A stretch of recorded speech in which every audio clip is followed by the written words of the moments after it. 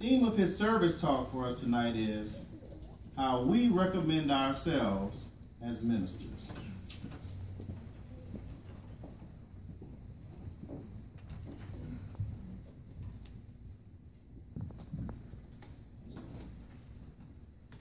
Well, we're happy to be back with your, I missed the last visit, didn't I? So, we're glad to be here nonetheless. We apologize for missing on our last visit. We really couldn't help it. We had a branch assignment in Palm Coast, and so it affected your congregation and some other congregations, but we're looking forward to spending a week with you, friends, and we hope that you'll be able to support us as your congregation typically does. As our brother mentioned, here's our theme, if you're taking notes. How we recommend ourselves as ministers, recommending ourselves as minister. When a person commits a serious crime, typically, if you commit a crime, you're going to have to go before a judge. And the judge is not just going to render a decision as soon as you walk into the courtroom. The judge he's got to hear both sides of the case. He's got to gather all the facts. But once he has the facts, the judge is going to render a decision. But the decision is based on the facts and the actions of the person. So remember that. Facts and actions. That person's future is in the hands of that judge. Now, how do we tie this into our theme? As we get closer to the end of this old system of things, the Bible says that Jehovah has set a time to judge us. Obviously, he's delegated the judging to his son Jesus. And so as all of us are standing before Christ, and we will be, we're going to be judged. Every one of us in this room, everyone on the planet, we're going to be judged as we stand in the spiritual courtroom. But here's my question. What are we going to be judged on? As we stand before Jesus, what is he going to judge us on? Well, it's in the Bible. I want you to go to 2 Corinthians chapter 5. Everyone should go there because we're all going to be judged. 2 Corinthians chapter 5. What are we going to be judged on? Well, look for verse 10. It says, now, for we must all appear before the judgment seat of the Christ. But why? Well, so that each one may be repaid according to the things he has practiced. The things he has practiced. See, while in the body, whether good, or bad. So, as we stand before Jesus, the verse says that we're going to be judged based on the things that we practice, or basically our works. I will be judged along with you based on our works. Now, what work? Look at the next verse. What work? Well, look at verse 11. It says, therefore, since we know the fear of the Lord, here's the work, we keep persuading men, but we're well known to God. And we'll just stop there. You see the expression persuading men? Well, if you consider the context of that verse, the word persuade means to teach when you look at the context. And when you look at the verses that precede this and the verses that come after it, this persuading is talking about our ministry. So the work that we're all going to be judged on is the ministry. Now, when you think about that for a moment, if we're going to be judged, or if people are going to be judged along with ourselves based on the ministry, that really puts a weighty responsibility on us, because really Paul, you know what he's doing in these verses if you really just cut down to it? He's linking our preaching with judgment. Having said everything else, he's linking preaching, with judgment. And so the manner in which I discharge my responsibility as a minister is serious. And so it raises a question which ties into the theme. This is what the theme is about. How do I recommend myself as a minister of God? That's what it's all about. That's what we're going to talk about. Now, we're going to answer that question using the Bible. There at 2 Corinthians chapter 6, I want you to go there. This talk is going to be a verse-by-verse discussion of 2 Corinthians 6, 1 through 10. And when we finish considering these verses, it is our prayer that you know exactly what's involved in recommending yourself, as a minister of God. We're going to use the Bible to explain that for us, okay? So let's go there. 2 Corinthians chapter 6, and you see 1 and 2. It says, working together with him, we also urge you not to accept the undeserved kindness of God and totally miss its purpose. For he says, in an acceptable time I heard you, and in a day of salvation I helped you.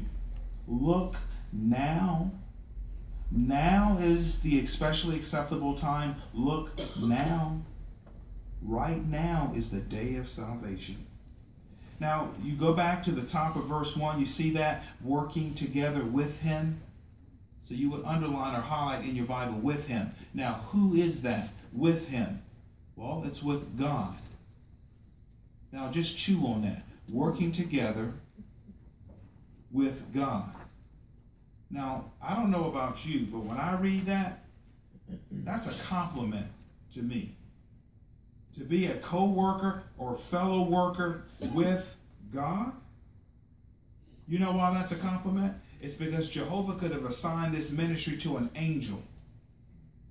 He could have assigned this ministry to an animal or a rock. But no, he assigned it to you and to me. Why would God assign this ministry where people's lives are involved, this judging? Why would he do that? Us. Likely because the Bible says we're created in his image. And so that's why the scripture says here in verse 2 that we don't want to accept the undeserved kindness, or rather in verse 1, the end of verse 1, we don't want to accept the undeserved kindness and miss its purpose. How does that work? How do we say, okay, I'll take the ministry, I'll accept this undeserved kindness and then miss it? Well, let me illustrate. Let's just say that all of us in this room were rescue workers. There was a disaster, and we all were asked to go help. We're rescue workers, but we don't show up. Everyone in the room has a specific assignment, but you don't show up. Now, of what benefit or value would we be to those that really need us? You won't. And you know what's going to happen to those people that we are supposed to be there to help? What's going to happen? They won't make it. They're going to die, unfortunately. And you know something? Our ministry is the same way. The whole purpose of why we go out is not to fill out a report.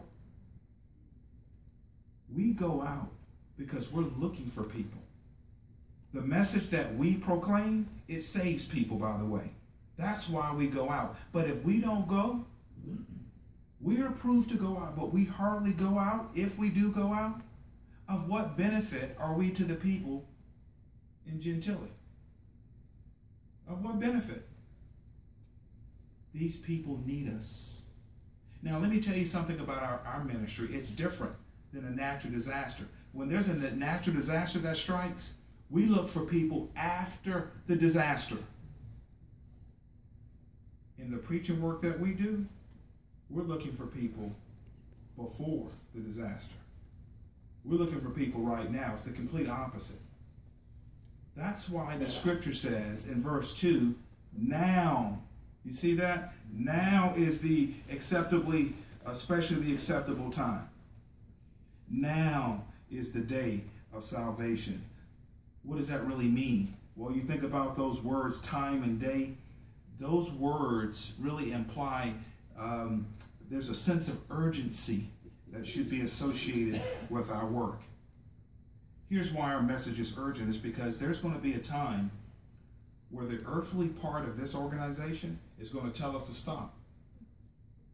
We're not going to have to go out and knock on any doors anymore. Bible study activities has ceased. We won't have to do it. And personally, when we're told to stop, I'm okay with that. Personally, I'm good with that.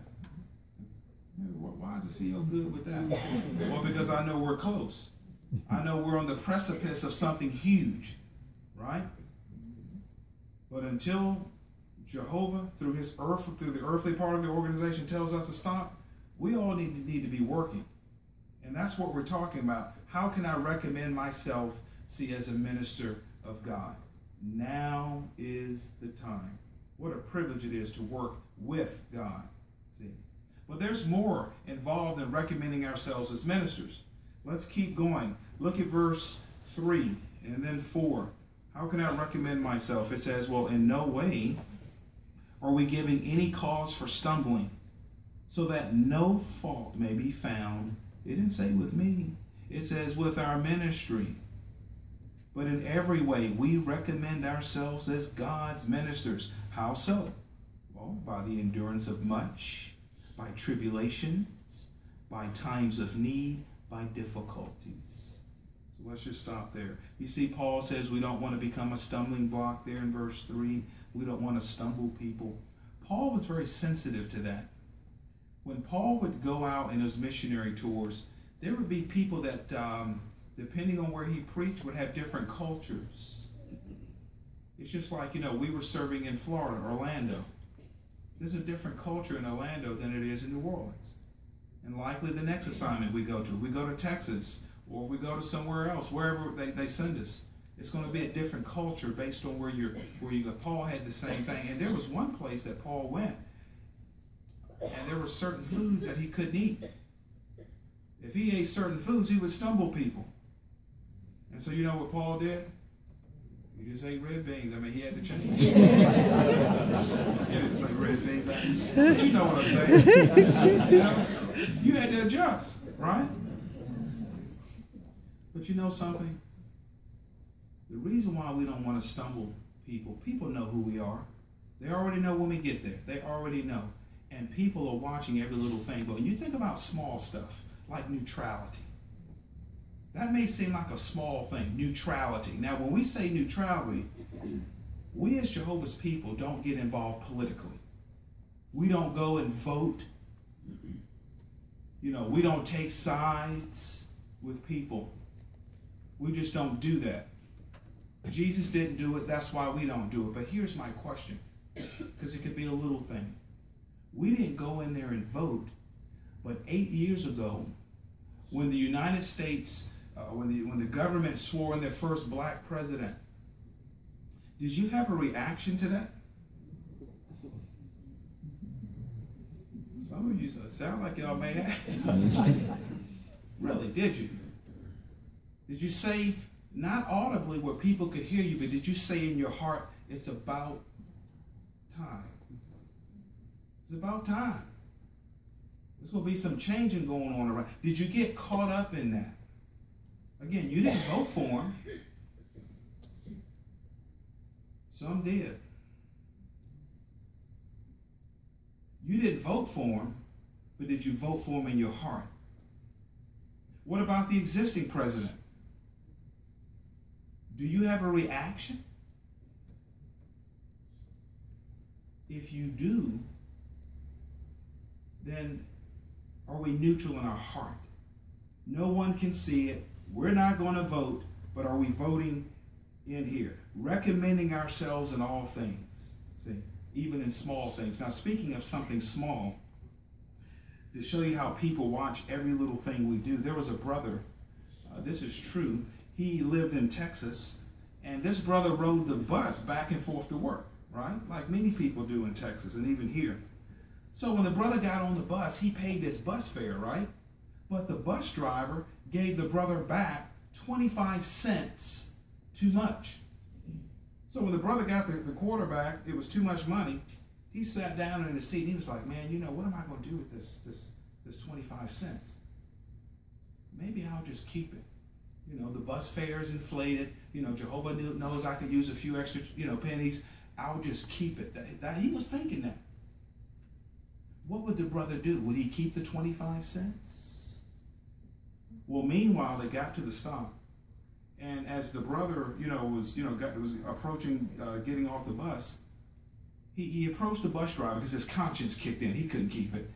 He said, you know something, sir, when I paid my bus fare, you gave me 25 cents too much, and I just wanted to return this back to you. And you know what the bus driver told the brother? He says, let me ask you, would you by chance be one of Jehovah's Witnesses? And brother was like, yes. You know, why do you ask? He said, I saw those magazines when you got on the bus, and I thought you were a witness. And he says, furthermore, I've been looking for a place to worship. And so I purposely gave you 25 cents extra to see what you would do. The brother stepped off the bus. He grabbed a pole and his heart. And then he looked up. And he says, you know something, Jehovah?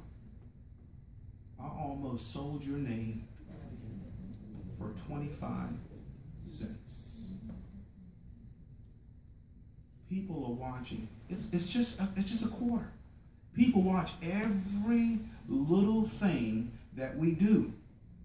How we speak, how we comport ourselves, dress, what we post on social, everything. And that's what Paul was saying. We don't want to stumble folk. See? Am I recommending myself as a minister of God? That's really what we're talking about. Now, one of the things it says there in verse 4, we looked at verse 4, use that word endurance. You saw that? Endurance. Now, enduring something is not simply a matter of suffering hardship, but rather it involves the mind and heart. Endurance involves mind and heart. We have to have the proper mental or mind when we're going through a trial, but really we want to have a hopeful outlook, see, to the future. Now, there's one thing, though, that we want to keep in mind when we're going through hardships. Sometimes hardships can prevent us from fulfilling our assignment. We may be going through various things. I want you to take note of what Paul told one of our brothers. I want you to leave 2 Corinthians 6. We'll come back, but I want you to go to Colossians chapter 4. The name of our brother here is called Archippus. His name is Archippus. Now, there's not a whole lot on Archippus. There are only 2 verses in the whole Bible that really talk about him. But notice what Paul told Archippus. Colossians 4, you see verse 17. Colossians 4:17. He says, also, tell Archippus, very simply, pay attention to the ministry that you accepted in the Lord in order to fulfill it. Paul says, Archippus, focus on your ministry. These words apply with equal force to us today. We have to pay attention, see, to the work. We don't want to slow down. We need to remind ourselves of this. There is no job, there is no vocation, there is nothing that's more important than our ministry. Nothing. Can you think of anything that's more important? Now, mind you, the ministry is not the most glamorous thing. It takes effort to do it, but it doesn't matter how we view it. You know what it matters? It matters how he views it. So if Jesus came to the planet to do this work, then I think I should be doing what he's doing. If it's good enough for the king, I think it's good enough for me and for you too. And that's why I appreciated the words that Jesus in Matthew 6:33, he says, keep on seeking, and then he qualified it. He says, keep on seeking first the kingdom. That's what Matthew 6:33, the A part. Now, when you think about seeking first the kingdom, it doesn't mean that you have to pioneer or be an auxiliary pioneer, be getting the circuit work. It doesn't mean any of that. You know what seeking first the kingdom means simply? Putting spiritual things first. And then everything else second. You understand? Seeking kingdom interests first means putting spiritual things first. Everything else second. But here's the beauty of Matthew 6:33. Jehovah says if you seek kingdom interests first, that's on us. He says all those other things that you're stressing about, he says, I'll give it to you. That's on him. You understand the verse? Matthew 6:33. Keep seeking first the kingdom. That's on you and that's on me. All these other things will be added to you. That's on him. So it's like a relationship. You do for me, I do for you. Are you recommending yourself as a minister of God? Likely you are. But it's just a question that we all have to continue to examine and ask ourselves. Are we putting it first place? We all do it, but are we putting it first? It's a point of reflection. There's more though, more. 2 Corinthians 6, let's get back into the scriptures. Verse 5, 6, 7, and 8. Now, we're not going to have time to go over all of this, okay? So we'll just kind of go through it. It says, by beatings, by imprisonments, by riots, by hard work, sleepless nights, times without food. Verse 6, by purity. See that? Purity. Verse 7, by truthful speech, by God's power. What about verse 8? Through glory and dishonor, through bad report and good report. See, we are regarded as deceivers, and yet we are truthful. I mean, how does that work? See? Now, it's interesting. When I look back at verse 5, by beatings, imprisonments, you know, we have a lot going on.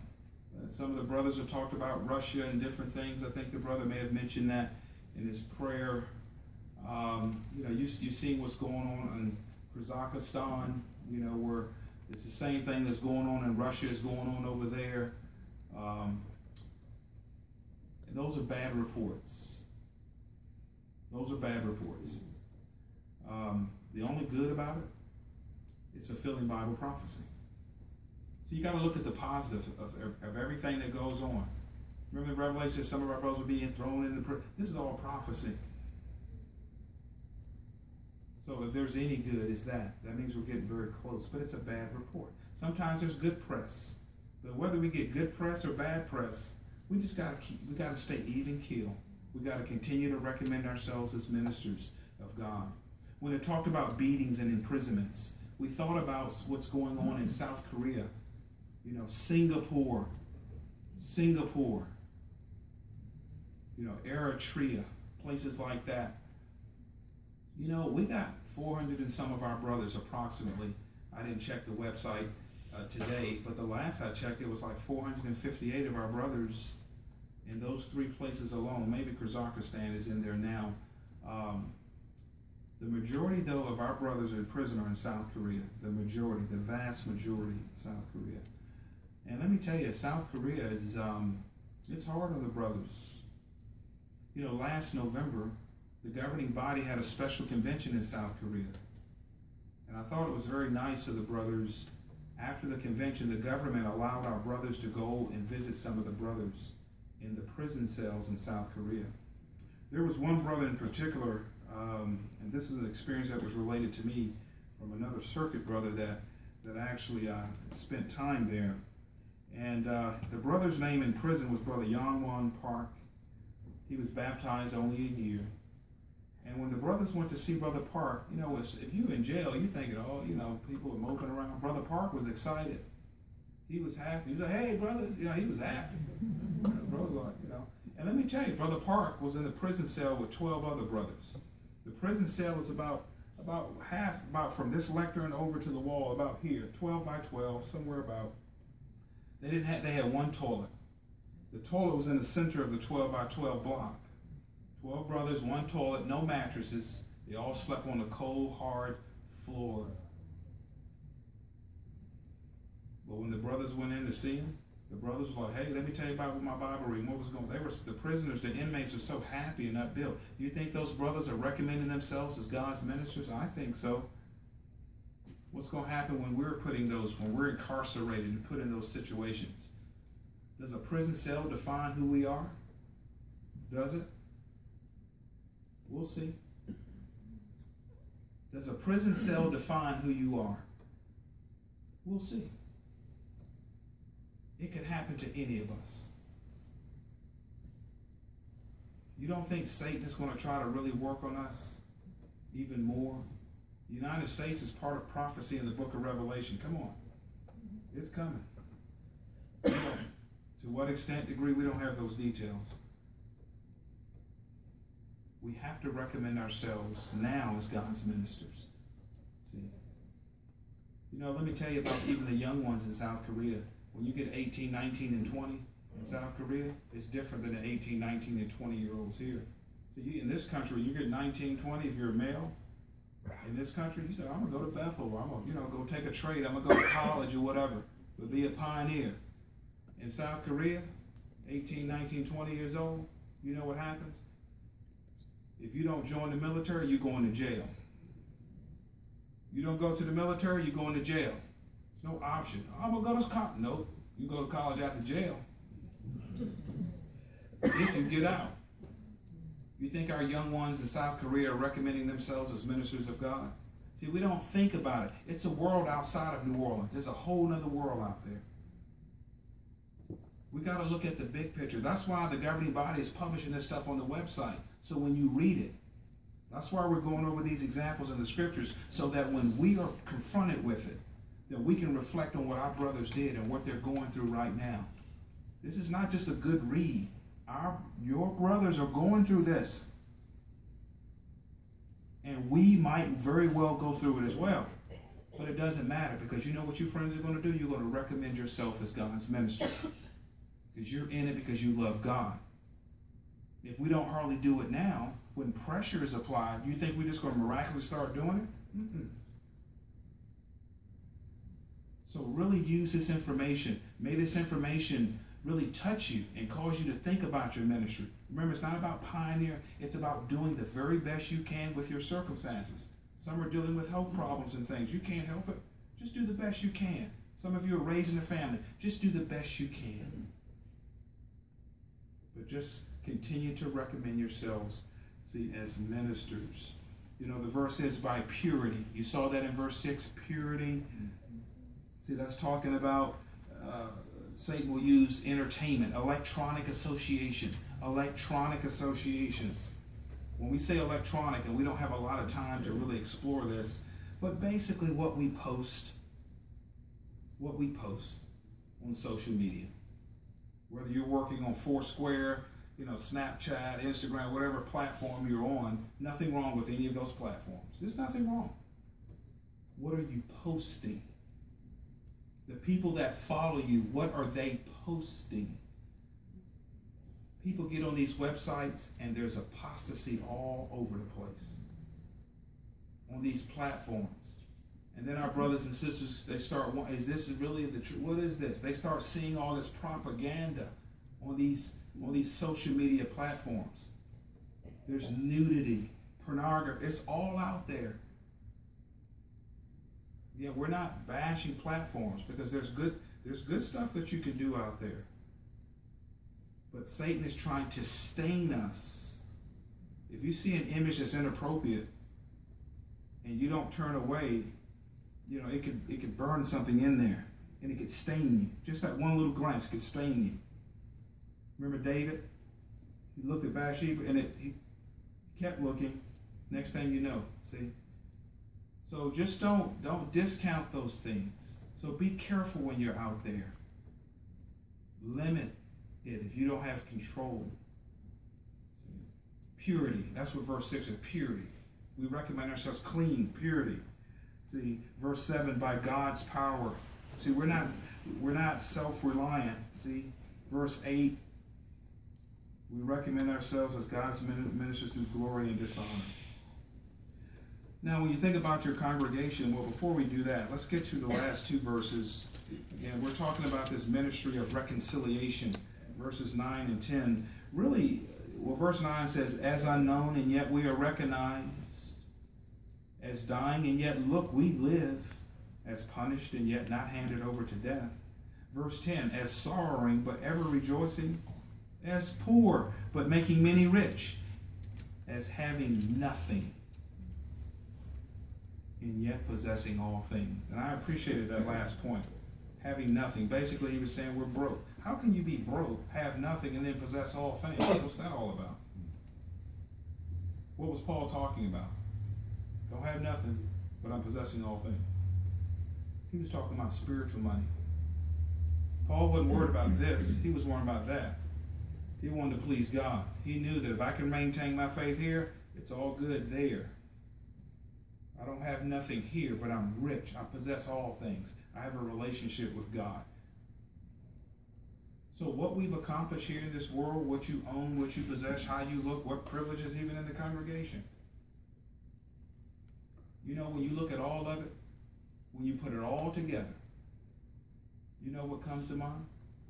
So, I don't mean that in a bad way, because there's nothing wrong with it.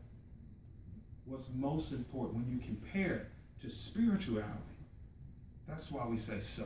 Nothing wrong with these things. Nothing wrong with having these things. Right? But where are you at spiritually?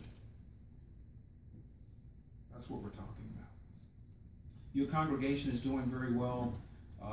We appreciate being back here. Your congregation, you all are, you have, I think you have about 119 publishers, what I have here. You're averaging 10 hours a month. Your meeting attendance is well. 92% of the congregation report every month. So I was looking at your numbers when I got up just to kind of look, and you friends, surprisingly, at least this month, it seems like y'all come more for the midweek than you do on the weekend. Your midweek attendance is higher than your weekend. Normally it's the other way around. So I'm just commending you. This is great. This is great. You friends seem to be loyal. You seem like you're solid. You know, but just don't let nothing stand in your way. Okay? Let me tell you about the schedule so that we're all on the same page. Okay? We're going to be preaching with you Wednesday through Friday at 9:30, and then we'll come back at 1:15. 9:30, 1:15. Saturday, we're going to meet for field service on Saturday at 9:30. On Sunday, now take note of the time on Sunday, it's a little different. On Sunday, we come here at the Kingdom Hall. I know we normally meet at the brother's house, but we're going to meet here. We're going to meet in the main auditorium Sunday at 9. So just think Sunday is different, 9. So that way we can get in and out before the brothers and sisters in the neighboring congregation come in. So every morning 9:30 with the exception of Sunday, it's 9. Okay? Okay. We'll have a meeting with the auxiliary and regular pioneers tomorrow at 4:30. Okay? Pioneer meeting tomorrow at 4:30. We'll meet with the elders Friday at 5. Friday at 5. All elders and ministerial servants too. Sunday we'll have a public talk for you at 12:30. The title of the talk is, Are You Conscious of Your Spiritual Need? Are you conscious of your spiritual need? We'll then have an abbreviated watchtower, and then we'll conclude with a service talk. We'll offer this one entitled, Listen to the Voice of Jehovah. Okay?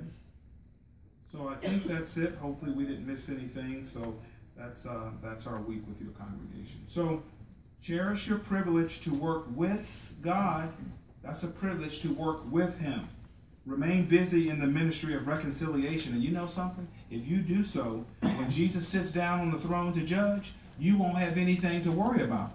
And the reason why is because you have demonstrated in front of the judge by your actions that you have recommended yourself, as a minister of God.